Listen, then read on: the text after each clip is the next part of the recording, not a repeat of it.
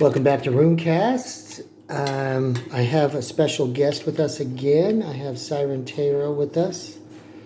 And tonight, what we're going to do is she has requested a rune reading. So we're going to light the candle.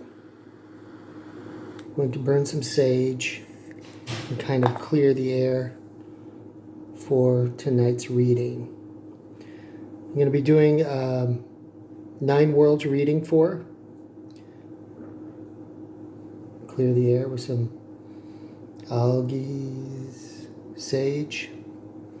Put that in the clamshell. And clear the air with the bell.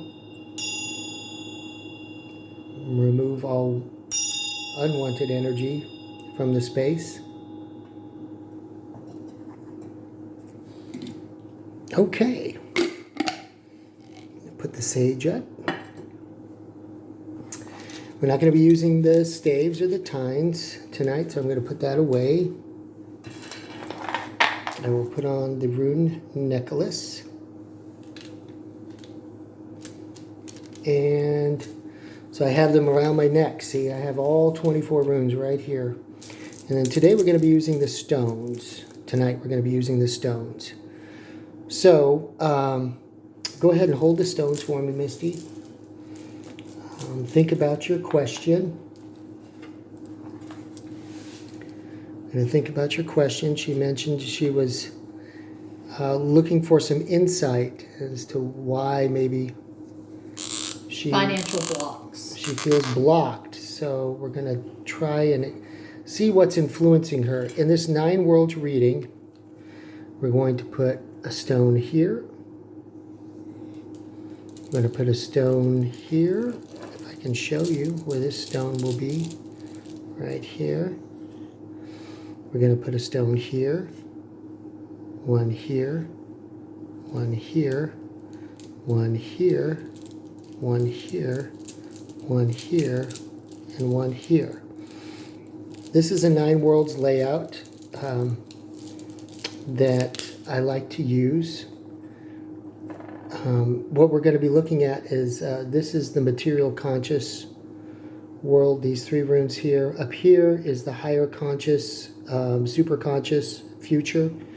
This is present, material, conscious. And then this is subconscious and or past influences. This side of the reading will be the spiritual side of the reading. This side of the reading, what stones are there, are more in the material world, in the 3D.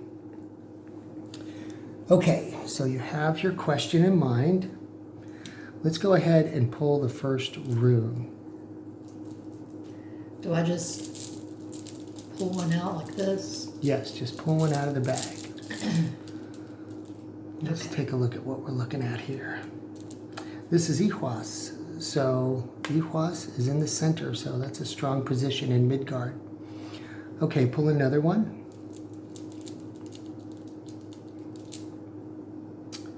This one is Gibo. Okay. This is a balance in Niflheim. Okay. Next one for Asgard, we have Kinas. Okay, next one.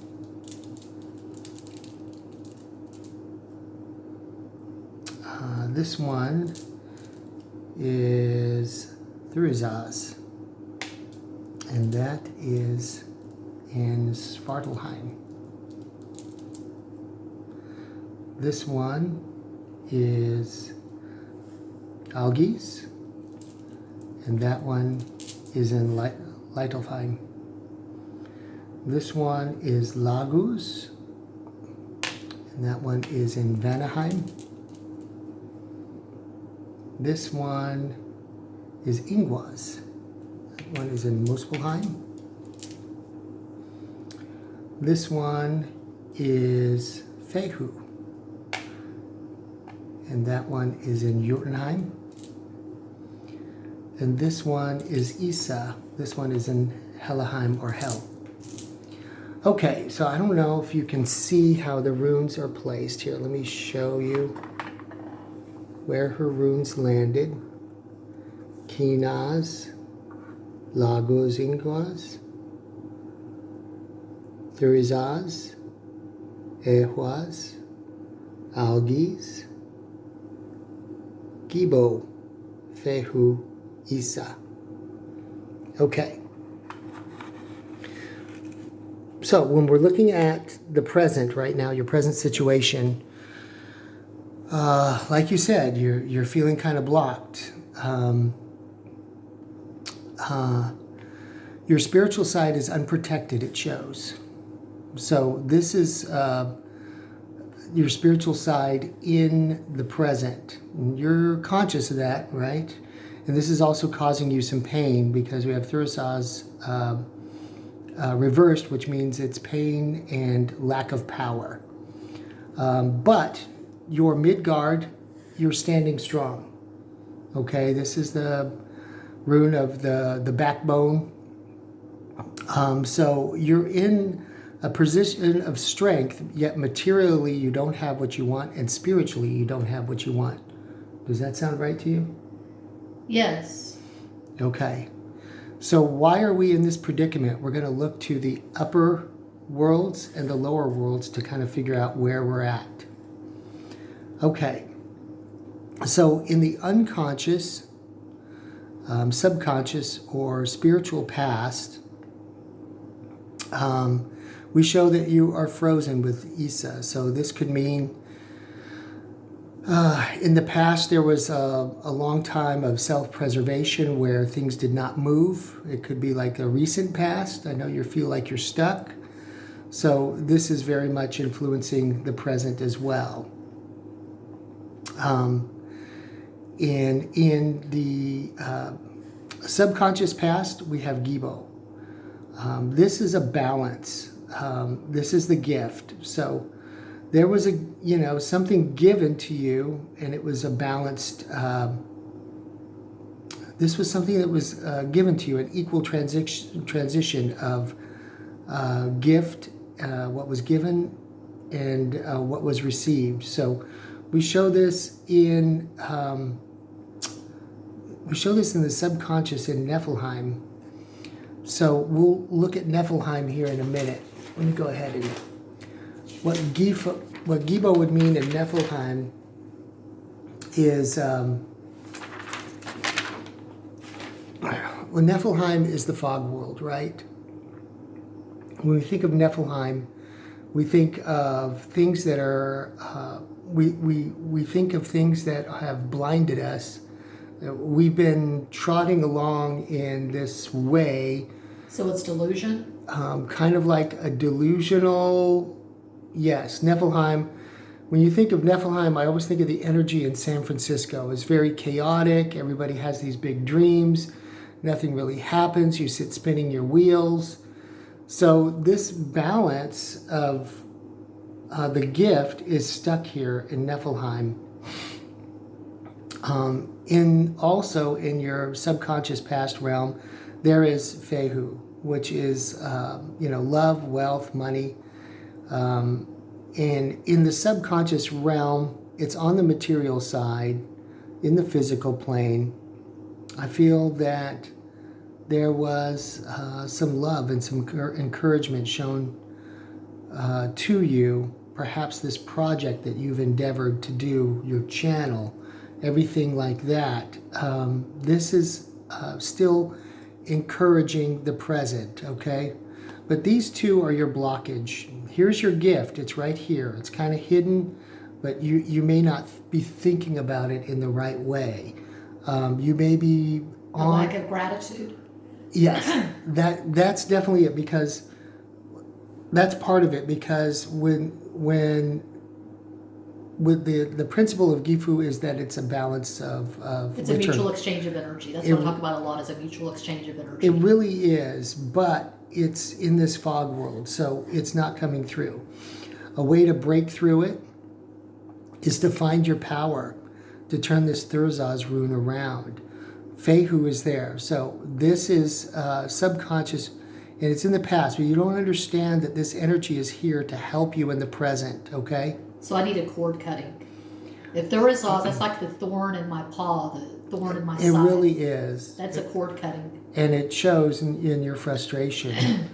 When we look at the higher consciousness, we see all amazing things here. Okay? So when we look at the higher consciousness, on the spiritual side, you have Laguz. So there's a lot of energy here waiting to be drawn in and push you into the future and the spiritual higher consciousness. There's a lot of untapped energy here, okay? But you're going to have to work on this protection right here. That would entail, like you said, the cord cutting. Let's turn this algae back around so that you're fully protected. Right now you're in an unprotected state. And it's not letting you tap into this energy, which is just ready to rush in and flow. Okay. On the material side, in the future, this shows promise, wealth, fertility. So this is all waiting for you in the future. And then the ultimate in Asgard, the higher consciousness, is Kinaz, which is very, very powerful. It's like knowledge. It's a spiritual fire of knowledge. So when these two combine, when you get to this level, it's all going to click. Could I make a bind rune using those two? With Laguz and Ingwaz? Well, which ones, if you could recommend a meditation and a bind rune for me out of this, what would you recommend? We've got to fix a few things here. Okay. So first of all would be algaes reversed. We need to fix that. So we could do with a cord cutting meditation, really regrounding yourself. Like I said, you're in a strong place here. This is your bow, your backbone. You're strong.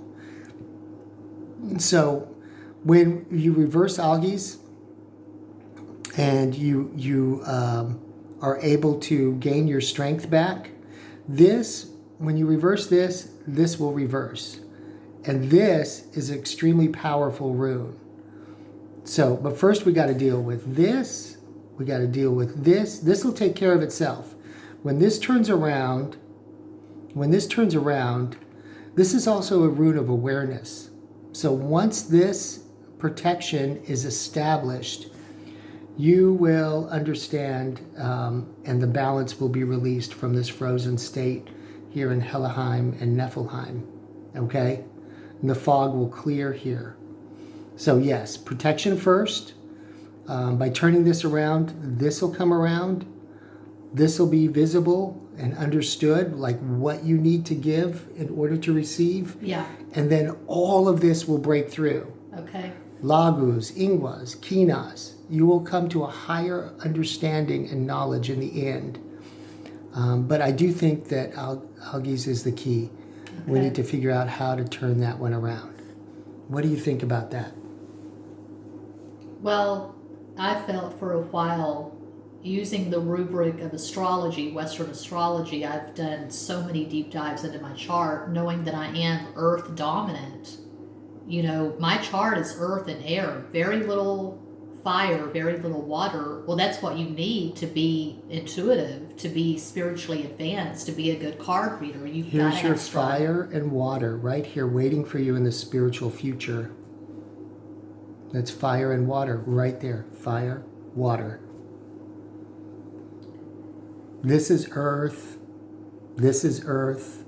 Well, this is you earth. know the methods that I've tried to have a breakthrough in, those methods have not worked for me so far. This is going to be your rune. Make a sigil with it. Wear it. This is your herb. What your is sage. That? Sage. You use sage all the time. It's so funny because I oversage. You oversage. You're not grounded yet in order to make the sage. Sage, like that's my staple. I never at any time am without sage. So how funny is it that you're always reaching and for I've this? got my crystals. I've got my bracelets. I meditate my ass off. How funny is it that you're always reaching for sage, and that's the herb that corresponds with this rune.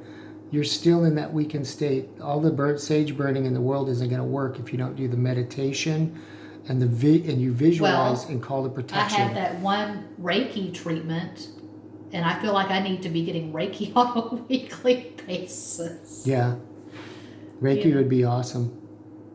But yeah, so that's a 9-world reading for Siren Tarot. Thank you. You're welcome. Thanks for coming on again.